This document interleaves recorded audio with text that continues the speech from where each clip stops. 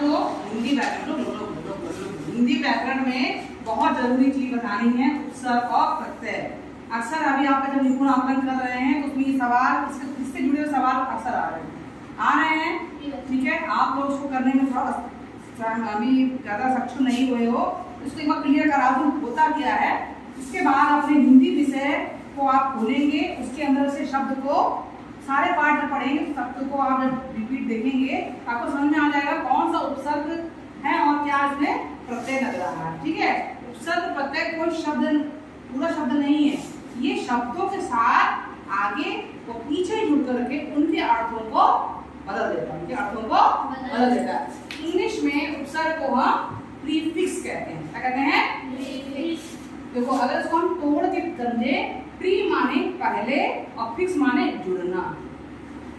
Pre माने पहले और फिक्स माने जुड़ना, जो पहले जुड़ जाए, जो शब्द के पहले जुड़े वो प्रीफिक्स। और इंग्लिश में प्रत्यय को बोलते हैं सफिक्स। क्या बोलते हैं? सफिक्स। वही ये पीछे आगे जुड़ता है, वो आगे आगे जुड़ता है शब्दों के, ये पीछे जुड़ता है। ठीक है, क्लियर सबको है ना? अब भूलना नहीं चाहिए, आपको अक्सर बार बताया जाता है उपसर्ग। इसको अगर हम डेफिनेशन, अगर आपसे कोई कहे कि डेफिनेशन आप क्या बताएंगे, तो वे शब्दांश या अक्षर होते हैं जो किसी शब्द के पहले जुड़कर उसके अर्थ में परिवर्तन लाते हैं या उसका एक नया अर्थ दे देते हैं, उसे एक नया अर्थ। तो संस्कृत में कितने उपसर्ग बताएंगे बच्चों? 22। जैसे अभी आप उदाहरण रूप में समझा रहे हैं कि कैसे उपसर्ग जुड़ जाने से उसका अर्थ बदल गया है। हाथ, आप अक्सर हाथ शब्द को पढ़ते हैं, हाथ का प्रयोग कहाँ होता है?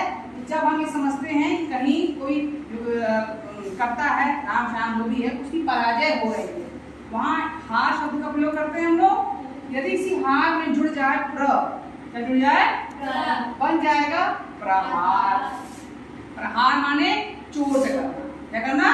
चोट। बिल्कुल देखो, पराजय से बिल्कुल अलग शब्द है, अर्थ है कि नहीं? बिल्कुल शब्द तो बदला, अर्थ भी बदल गया।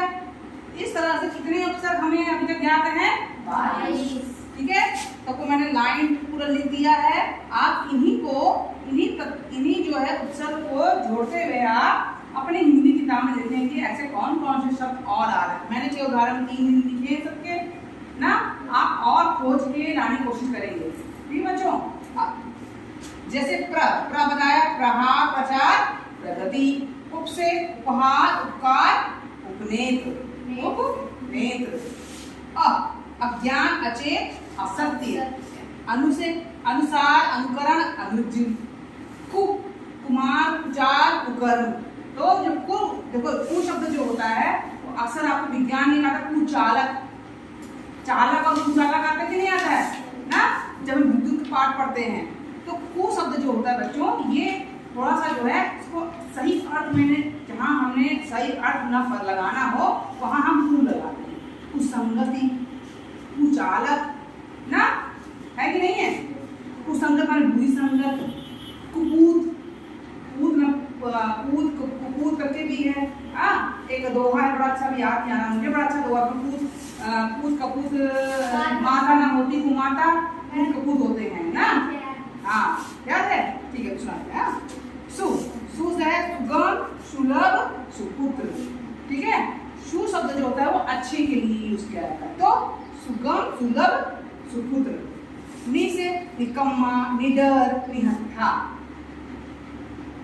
विज्ञान, विदेश, विशेष। अगर आप उसको संधि विशेष मतलब उसको तोड़ के भी देखेंगे तो आप देखो वि धन ज्ञान, ज्ञान माने आपका ज्ञान होता है। वि धनदेश ना, वि धनशेष, है कि नहीं है? इसको अलग अलग देखेंगे तो आपको उसका अर्थ अलग समझ में आएगा, और जब जुड़ जाएंगे तो उसका अर्थ अलग समझ में आएगा। सम, संवाद, संगम, संचय। अव से अवनति, अवज्ञा और अवगुण। आ से आगमन, आचरण। और आप खोजेंगे, ऐसा नहीं यही है इतना, और उदाहरण को आपको अपने पाठ से पढ़ के खोजना।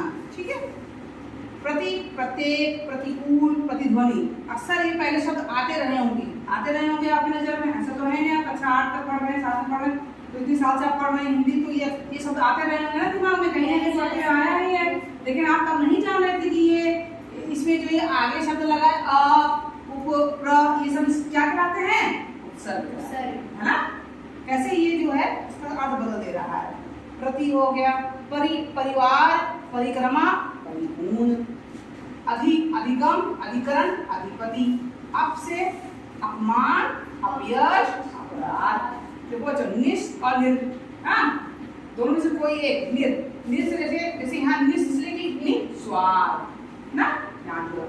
निर का निर्धन, निर्भय ना, अभी को बताया था मैं निर्भय और मैं जुड़ गया निर्भय, निर जुड़ गया तो निर्भय, इसका उल्टा ही हो गया। भय माने डरना, निर्भय माने नहीं डरना।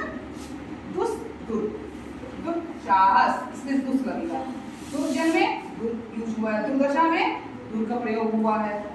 अति, अत्यधिक, अत्यंत, अतिशय। आप अगर आप देखोगे और आधा और यह जहां आप देखेंगे तो आप समझ जाएंगे में कौन सा उपसर्ग लगा हुआ है, अति। अक्सर सवाल आता है, एनएमएस परीक्षा में सवाल आता है, शब्द दे देगा आपको, ये कहेगा आप इनमें से उपसर्ग निकालिए, या कह देगा अति उपसर्ग किसमें है, तो आप ध्यान देंगे अति कहाँ रहेगा, जहाँ अ लिखा रहेगा आधा तो यह होगा।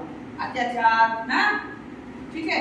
अपि से अपिधान, अपिहित, उद से उत्पत्ति, उद्घाटन और उद्गम, उद्गम। देखो बच्चों यहाँ पे घ जो आधा है वो द पे ही लगा है, या ग जो आधा है वो द पे लगा है, तो यानी द पूरा पढ़ेंगे और जो आधा लगा उसको आधा साउंड निकालेंगे, मतलब ना।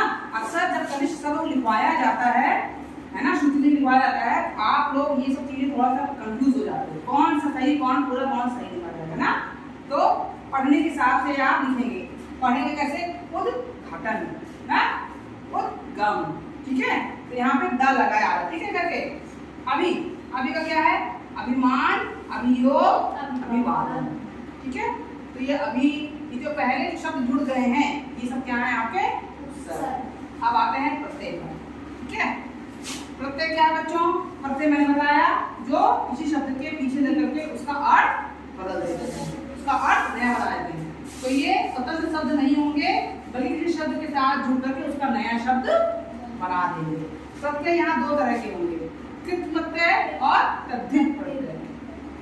कृत प्रत्यय क्या होंगे, ये प्रत्यय क्रिया की मूल धातु के साथ जुड़कर संज्ञा विशेष बनाते, विशेषण संज्ञा बनाएंगे या विशेषण बनाएंगे। आप धातु के बारे में संस्कृत में पढ़े हैं, पट धातु है, आपका लिट धातु है, हंस धातु है नहीं धातु पढ़ाई ना आपने। उसी के साथ बता रहा है कि क्रिया का जो मूल रूप है, जो धातु है, लिट चल पट ये सब क्या है, क्रिया है कि नहीं, जो हम लोग अपने हाथों पैरों से करेंगे वो क्या कहलाती है हमारी क्रिया, अंग्रेजी में वर्ब बोलते हैं ना। किसी क्रिया में ये प्रत्यय जुड़ेंगे, जुड़ के क्या बना देंगे, या तो संज्ञा बनाएंगे या तो विशेषण। अब लिख धन आवट बना आवट, चल धन आ चल, जैसे मानव, मानव में टा जुड़े तो पंडित में आ जुड़े तो पंडिताई, सुख में ई जुड़े तो सुखी ना। इस तरह से आप अभी और देखेंगे, घबराहट ना, जो आहट जुड़ गया घबराहट ना, चमकीला, भड़कीला, इस तरह से आप देख रहे हैं कि आप दोनों को अलग करके समझ पाएंगे। ये शब्द के साथ ये पीछे जो शब्द जुड़ गया वो क्या कहलाता है हमारा प्रत्यय, ठीक है।